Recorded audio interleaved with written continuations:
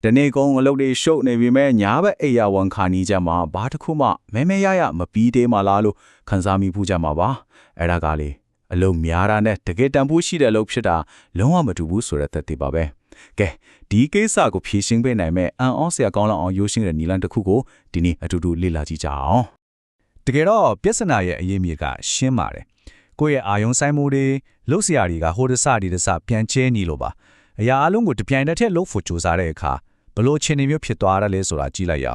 ဒီရူရှာစကပုံလေးကပြောချင်တဲ့အချက်ကိုထိထိမိမိကြီးချစ်ပြထားပါတယ်ယုံနဲ့ကောင်ကိုတပြိုင်တည်းလိုက်ရင်ဘယ်တစ်ခေါမှမိမှာမဟုတ်ဘူးတဲ့ရှင်းရှင်းလေးပါပဲကိုယ့်ရဲ့အာယုံဆိုင်မှုကိုနှစ်ခုခွဲလိုက်တာနဲ့ရလက်ကောင်းဆိုလာဖို့လဲလက်လွတ်လိုက်ရတာနဲ့အတူတူပါပဲဒါပေမဲ့လက်တွေ့ဘဝမှာတော့လ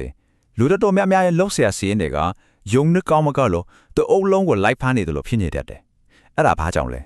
ဲဘာဖြစ်လို့များအရာအလုံးကိုပြီးအောင်လုံးမှကျင်းနေမယ်ဆိုပြီးစ조사နေကြတာလဲအဖေကတော့လေတကယ်တော့ထင်ထားတာတဲ့အများအပူယူရှင်းပါတယ် City Slicker ဆိုတဲ့ရုပ်ရှင်ထဲမှာဇက်ကောင်ခါလီပြောသွားသလိုပေါ့ဘဝရဲ့လျှို့ကျဆိုတာတခုတည်းတော့ရပဲတဲ့ဟုတ်ပါတယ်တခုတည်းပါပဲဒီစာအုပ်ကိုရေးတဲ့ Gary Keller ကိုတိုင်တော့ဒီမန်တရားကိုခက်ခက်တင်ယူခဲ့ရတာပါသူ့ရဲ့ကုမ္ပဏီကြီးဟာတချင်ကအောင်မြင်မှုတွေရပ်တန်းပြီးရှေ့မဆက်နိုင်ပဲအကျက်လိုက်နေခဲ့တယ်အဲ့ဒီမှာနီးပြတရားကသူ့ကိုပြောတယ်ဟိုဟာဒီရတွေအားလုံးလှုပ်ဖို့စ조사နေတာတွေရက်လက်တော့အရေးအကြီးဆုံးတစ်ခုတည်းသောအရာကိုပဲအာယုံဆိုင်လုပ်ပါတယ်အဲ့ဒီတစ်ခုတည်းသောအရာကဘာလဲဆိုတော့အဓိကချက်တွေဝန်တန်း14ယောက်ကိုခံရဖို့ပါပဲအဲ့ဒီကနေ့စားပြီးတော့ပဲအရာအလုံးပြောင်းလဲသွားခဲ့ပါတယ်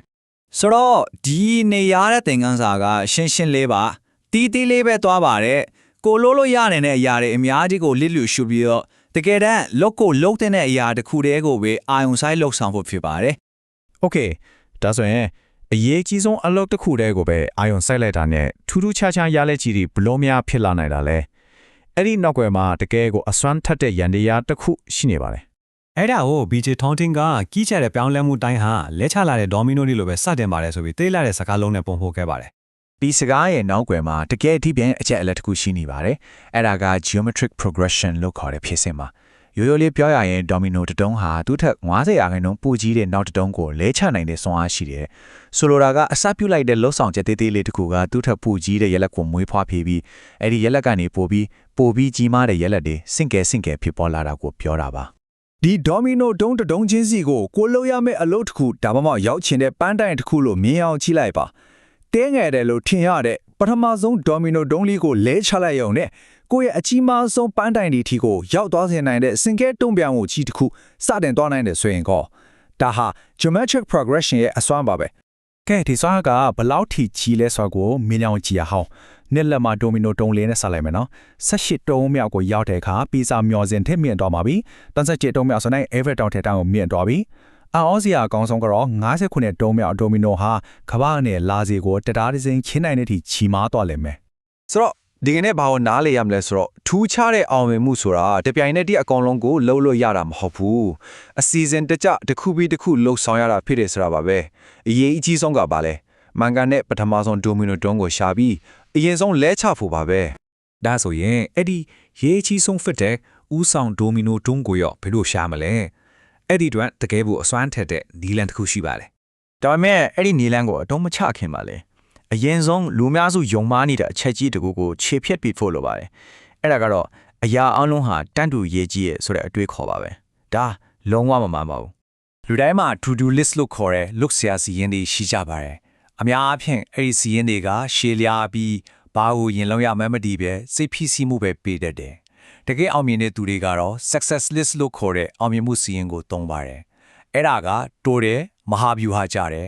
ပြီးတော့တိကျတဲ့ရည်ရွယ်ချက်တစ်ခုတည်းကိုပဲဥတီထားပါတယ် To do list ကနေ success list ကိုဘယ်လိုပြောင်းမလဲအဲ့ဒီမှာပရာတိုနီယာမှာလူတီများတာကတော့ 80-20 နီယာမှာကိုသုံးရမှာပါဒီနီယာမှာကဘာပြောလဲဆိုတော့ရာလာအများစုဖြစ်တဲ့ 80% ကအကြောင်းရင်းအနည်းဆုံးဖြစ်တဲ့ 20% ကနေပဲလာတာဖြစ်တဲ့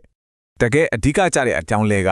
လှုပ်လို့ရနိုင်တဲ့အရာတွေကနေလှုပ်ကိုလှုပ်တဲ့အရာတွေစီကိုအတွေးခေါ်ပြောင်းလိုက်တဲ့အချိန်မှာဖြစ်လာတာပါကိုပတ်ဝန်းကျင်ကစုညံတန်းတွေအားလုံးကိုဖယ်ထုတ်ပြီးတကယ်တန်ဖိုးရှိတဲ့အနှဲငယ်သောလှုပ်ဆောင်ချက်တွေကိုရှာဖွေတွေ့ရှိခြင်းပါပဲဒါပေမဲ့လည်းဒီမှာတန်ရက်လိုက်လို့မပြီးသေးဘူးဒီထက်ပိုပြီးအစွမ်းထက်တဲ့အဆင့်တစ်ခုရှိပါသေးတယ်